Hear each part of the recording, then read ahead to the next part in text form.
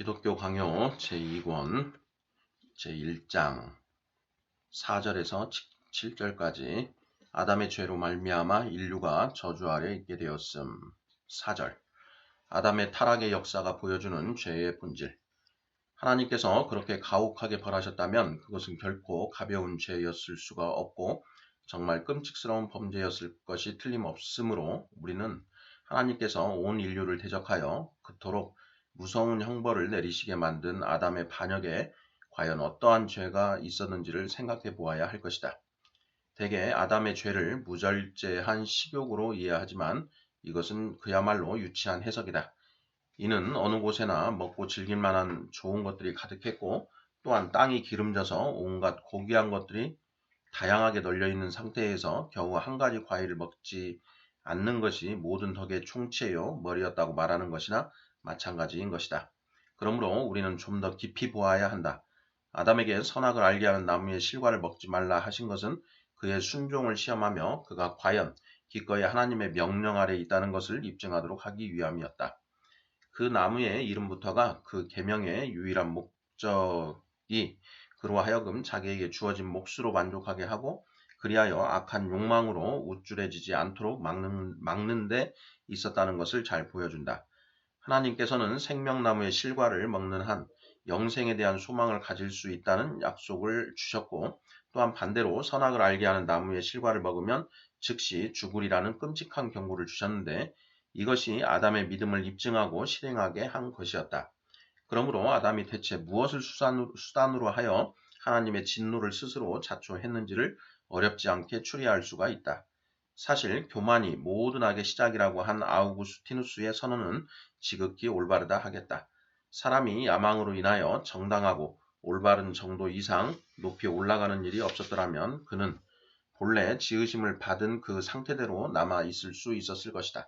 그러나 우리는 모세가 묘사하는 유혹의 본질을 근거로 좀 더 충실한 정의를 취해야 할 것이다. 여자가 신실하지 못하게 뱀의 관계에 이끌려 하나님의 말씀으로부터 떠났기 때문에 불순종이 타락의 시작이었다는 것이 이미 분명히 드러난다. 바울도 역시 한 사람의 불순종으로 인하여 모든 사람이 잃어버린 바 되었다고 가르침으로써 이를 확인해주고 있다. 로마서 5장 19절. 그러나 이와 동시에 유념해야 할 것은 첫사람 아담이 하나님의 권위에서 반역한 것은 그가 사탄의 유혹에 사로잡혔기 때문이기도 했지만 또한 그가 진리를 멸시하여 거짓에게로 돌아섰기 때문이기도 했다는 것이다. 일단 하나님의 말씀을 멸시하게 되면 하나님을 향한 모든 경건한 자세가 다 흔들리는 법이다. 하나님의 말씀을 주의 깊게 듣지 않으면 하나님의 위엄이 우리 가운데 거하지 않게 되고 하나님을 향한 경배도 온전히 남아있을 수가 없기 때문이다. 그러므로 불신앙이 타락의 뿌리였던 것이다. 그런데 그 이후로 야망과 교만이 감사치 않음과 더불어 일어났으니 이는 아담이 자기에게 허락된 것만 해도 풍족하고도 남는데 부끄럽게도 그 이상의 것을 탐하여 하나님의 그 크신 자비를 제쳐버렸기 때문이다. 흙으로 지어진 자가 하나님의 형상으로 지음 받은 것도 모자라서 하나님과 동등하게 되기를 탐하였으니 이 얼마나 몹쓸 악행인가. 사람이 자기를 지으신 분을 배반하여 그의 권위를 벗어나는 것이 그리고 그의 멍에를 오만하게 벗어 던지는 것이 과연 추하고 끔찍스러운 범죄라면 아담의 죄를 가볍게 보려 하는 것은 아주 헛된 일일 것이다. 그런데 아담의 반역은 그저 단순한 배반이 아니었고 거기에 하나님을 대적하는 비열한 모욕이 결합되어 있었다. 이 첫사람 아담 내외는 하나님께 거짓과 시기와 악의가 있다고 떠드는 사탄의 비방에 그대로 동의한 것이다. 마지막으로 불신앙으로 인하여 야망이 생겨났는데 이 야망이 완악한 불순종의 어머니가 되었다. 그 결과 사람은 하나님을 향한 두려움과 경외를 내동댕이 치고 정욕이 이끄는 대로 아무렇게나 자기 자신을 던져버린 것이다. 그러므로 베르나르는 진정으로 말하기를 그때의 첫사람 아담 내외가 사탄을 향하여 창문을 열고 그 말을 들어서 죽음이 임한 것처럼 오늘 우리가 복음을 받아들이면 우리에게 구원의 문이 활짝 열리는 것이라고 하였다. 하나님의 말씀을 불신하지 않았더라면 아담이 절대로 감히 하나님의 권위에 대적하지 않았을 것이기 때문이다. 사실 모든 정욕들을 통제하는 최고의 장치가 바로 여기서 나타난다. 곧 하나님의 계명들을 순종함으로써 의를 실천하는 것보다 더 좋은 것이 없으며 또한 행복한 삶의 궁극적인 목표는 바로 하나님께 사랑받는 것에 있다는 생각이 바로 그것이다. 그러므로 아담은 마귀의 참남한 말에 휩쓸려서 스스로 하나님의 영광을 온통 소멸시키기 위하여 최고의 노력을 기울이는 데까지 나아간 것이다. 5절 죄의 오염. 아담이 그 지으신 분과 연합하여 있고 또한 그에게 매여 있는 것이 그의 영적 생명이었던 것처럼 하나님께로부터 멀어지는 것은 곧 그의 영혼의 죽음이었다. 그가 하늘과 땅의 자연 질서 전체를 부패시켰으니 자신의 반역으로 자기의 모든 후손을 멸망에 몰아넣었다는 것이 전혀 이상한 일이 아닌 것이다. 바울은 말씀하기를 피조물이 다 탄식하며 썩어짐에 굴복하는 것이 자기의 뜻이 아니라고 한다. 로마서 8장 20절. 이렇게 된 원인을 찾자면 피조물들은 사람이 사용하도록 창조되었으므로 사람이 받을 형벌의 일부를 피조물들이 마땅히 지게 되어 있었던 것이다. 그러므로 온 세상에 퍼져나간 그 저주가 아담의 죄책에서 흘러나온 것이므로 그 저주가 아담의 모든 후손에게로 퍼져나간다 해도 이것을 부당하다고 말할 수가 없는 것이다. 그러므로 그에게서 하늘의 형상이 말소된 후에 아담 혼자만 이 형벌, 처음 그에게 주어졌던 지혜와 덕과 거룩함과 진리와 정의가 사라지고 그 대신 지극히 추한 더러움과 목매함과 무능력과 불결함과 허망함과 불의가 생겨나게 된 사실을 당한 것이 아니었고 그의 후손들 역시 동일한 비참 속에 얽혀 들어가 거기에 잠기게 된 것이다. 이것이 바로 물려받은 부패성인데 교부들은 이를 원죄라는 용어를 써서 표현하였다. 여기서 죄란 그 이전에 지녔던 선하고 순결한 본성을 잃어버린 것을 의미하는 것이다. 이 문제를 둘러싸고 많은 논란이 있었는데 한 사람의 범죄로 말미암아 모든 사람이 죄책을 지게 되고 죄가 공통적인 것이 된다는 것보다 일반 상식과 거리가 먼 것이 없기 때문이다. 옛 교부들이 이 주제에 대해서 그렇게 희미하게 다룬 이유가 바로 이 때문이 아닌가 싶다. 이 문제에 대한 그들의 설명은 최소한 올바른 이해에 필요한 만큼 명확하지를 못한 것이다. 이처럼 설명에 모호한 점이 있었기 때문에 펠라기우스가 일어나 아담이 죄를 지어서 자기 자신만 잃어버린 바 되었을 뿐 그 후손들에게는 전혀 해가 미치지 않았다는 불경스러운 허구를 주장하는 것을 미리 방지하지를 못한 것이다.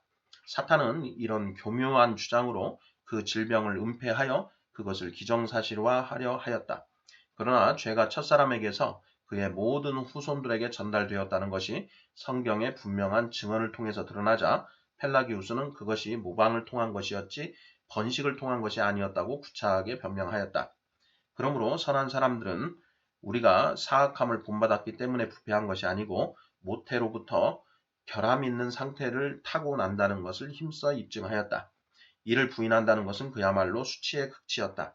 그러나 거룩한 사람들의 경고를 통해서 펠라기우스와 코엘레스티우스를 추종하는 자들이 다른 모든 면에서도 얼마나 뻔뻔스러운 짐승들이었는가를 안 사람들이라면 누구도 그들의 그러한 무모한 행위에 대해서 의아하게 생각하지 않을 것이다. 다윗이 친히 자신이 죄악 중에 출생하였으며 어머니가 죄 중에서 나를 잉태하였나이다 라고 고백하고 있다는 것에 대해서는 의심의 여지가 없을 것이다. 시편 51편 5절. 거기서 그는 아버지와 어머니가 죄를 지었다고 그들을 질책하지 않는다. 오히려 자기 자신을 향한 하나님의 선하심을 더욱 찬양하려고 그 자신이 잉태될 때부터 죄악성을 지니고 있었음을 고백하는 것이다. 유독 다윗만 그러했던 것이 아니라는 것이 분명하므로 결국 인류의 공통적인 현실이 그에게서 예시되고 있다고 결론짓게 되는 것이다. 그러므로 불순한 씨에서 내려온 우리들 모두가 출생할 때부터 죄에 감염되어 있는 것이다. 사실상 우리가 이 세상의 빛을 보기 전부터 하나님께서는 우리에게서 더러움과 흠을 보고 계셨던 것이다. 욥기의 말씀처럼 누가 깨끗한 것을 더러운 것 가운데서 낼 수 있으리이까 하나도 없나이다. 욥기 14장 4절. 6절 죄의 오염은 모방으로 말미암는 것이 아님. 이렇게 해서 우리는 부모의 불순함이 자녀에게 전달되어 한 사람의 예외도 없이 모두가 날 때부터 이미 부패한 상태에 있다는 것을 알게 된다. 그리고 이러한 부패성의 시작을 알기 위해서는 그 부패성의 근원인 인류의 첫 조상에게까지 거슬러 올라가야 할 것이다. 그러므로 우리는 인간의 본성과 관련하여 아담은 그저 인류의 시조만이 아니라 말하자면 인류의 뿌리였고 그리하여 그의 부패로 말미암아 온 인류가 부패한 상태 속에 있게 되었다는 것을 분명히 알아야 할 것이다. 이 점은 사도가 아담과 그리스도를 비교하는 데에서 분명히 드러난다. 한 사람으로 말미암아 죄가 세상에 들어오고 죄로 말미암아 사망이 들어왔나니 이와 같이 모든 사람이 죄를 지었으므로 사망이 모든 사람에게 이르는 것처럼 그리스도의 은혜를 통하여 의와 생명이 우리에게 회복되느니라. 로마서 5장 17절. 이에 대해서 펠라기오스 주의자들은 무어라 엉뚱한 논리를 짓거리는가? 아담의 죄가 모방에 의해서 전파되었다고 하는가? 그렇다면 그리스도의 의도, 우리에게 그냥 모범으로만 제시되었다는 것인가? 도대체 그런 모독적인 논지를 누가 참을 수 있단 말인가? 만일 그리스도의 의가 그리고 의로 말미암아 생명이 전달에 의해서 우리의 것이 된다는 것이 논란의 여지가 없는 사실이라면 곧 그 두 가지가 의와 생명이 아담 안에서 잃어버린 바 되었었는데 오직 그리스도 안에서 회복된 것이라는 논리가 성립되며 또한 아담을 통해서 끼어들었던 죄와 사망이 오로지 그리스도를 통해서 제거된다는 논리가 성립되는 것이다. 한 사람 아담이 순종하지 아니함으로 많은 사람이 죄인 된 것 같이 한 사람 그리스도가 순종하심으로 많은 사람이 의인이 되리라. 로마서 5장 19절. 말씀은 결코 애매한 진술이 아니다. 그렇다고 여기에 양자 사이의 관계가 있는 것이다. 그렇다면 여기에 양자 사이에 관계가 있는 것이다. 곧 아담은 자신의 멸망 속에 우리를 끌어넣어서 우리를 멸망 속에 있게 만들었고 그리스도는 그의 은혜로 우리를 회복시켜 구원으로 이끄셨다는 것이다. 진리의 빛이 이렇게 밝히 비치고 있으므로 이에 대해서 더 길게 증거를 제시할 필요가 없다고 생각된다.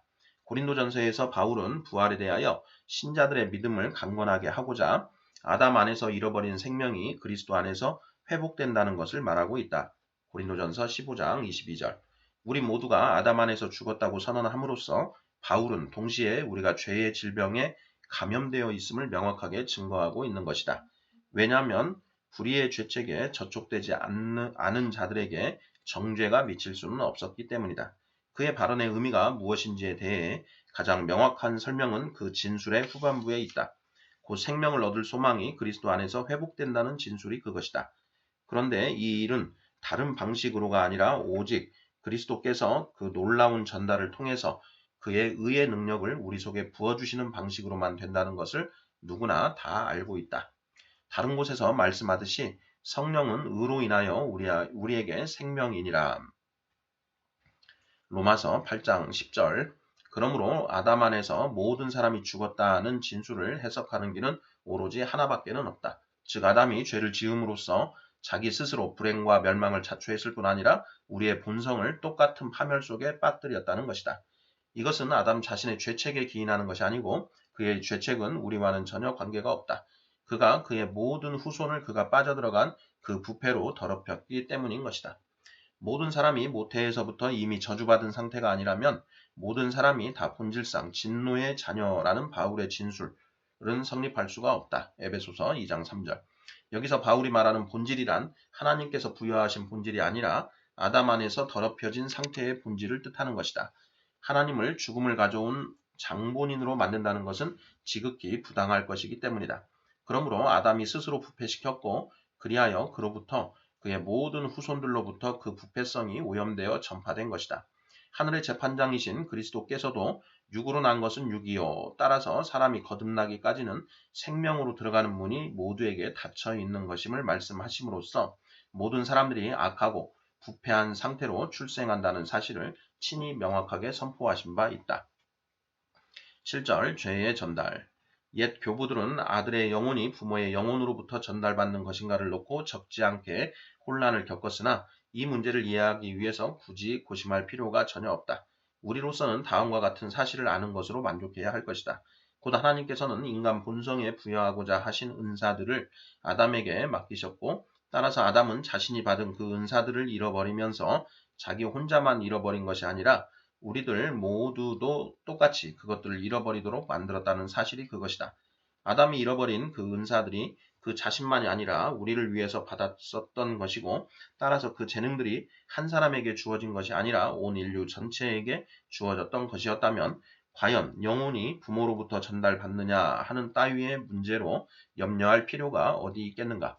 그렇다면 아담이 그것들을 상실했을 때에 인간 본성이 벌거숭이요 핍절한 상태가 되었고 혹은 그가 죄에 감염되었을 때에 그것이 인간 본성 속으로 감염되어 들어갔다고 생각하는 것이 전혀 불합리한 것이 아닌 것이다. 그러므로 썩은 뿌리에서 썩은 가지들이 나온 것이요. 그것들이 그 썩은 상태를 거기에서 나온 다른 작은 가지들에게로 전달시킨 것이다. 그렇게 해서 자녀들이 부모 안에서 부패하였고 그리하여 그들이 그런 질병의 상태를 자기 자녀들에게 다시 옮긴 것이다. 다시 말해서 아담에게서 시작된 부패가 조상들에게서 그 후손들에게로 영속적으로 흘러내려가는 방식으로 전달되었다는 것이다. 전염의 기원이 육체나 영혼의 본질에 있는 것이 아니다.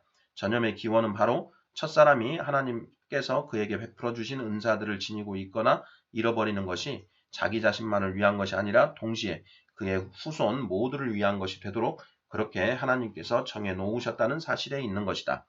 펠라기우스 주의자들은 자녀들이 경건한 부모들에게서 부패성을 물려받는다는 것이 설득력이 없다고 주장한다. 부모들의 순결함으로 인하여 자녀들이 오히려 거룩하게 되기 때문이라는 것이다. 고린도전서 7장 14절. 그러나 이러한 궤변은 쉽게 반박할 수가 있다. 자녀들은 부모의 영적 중생을 물려받는 것이 아니라 그들의 육적인 혈통을 물려받는 것이기 때문이다. 그러므로 아우구스티누스의 말처럼 죄 있는 불신자든 죄 없는 신자든 상관없이 사람은 죄 없는 자녀가 아니라 죄 있는 자녀를 낳는 것이다. 왜냐하면 부패한 본성으로부터 자녀를 낳기 때문이다. 물론 하나님의 백성이 그 부모의 거룩함에 어느 정도 참여한다는 것은 그야말로 특별한 축복이 아닐 수 없다. 그러나 그렇다고 해서 인류의 보편적인 저주가 그보다 선행한다는 사실이 뒤집어지는 것은 아니다. 죄책은 본성에 속하며 거룩하게 되는 것은 초자연적인 은혜에 속하기 때문이다.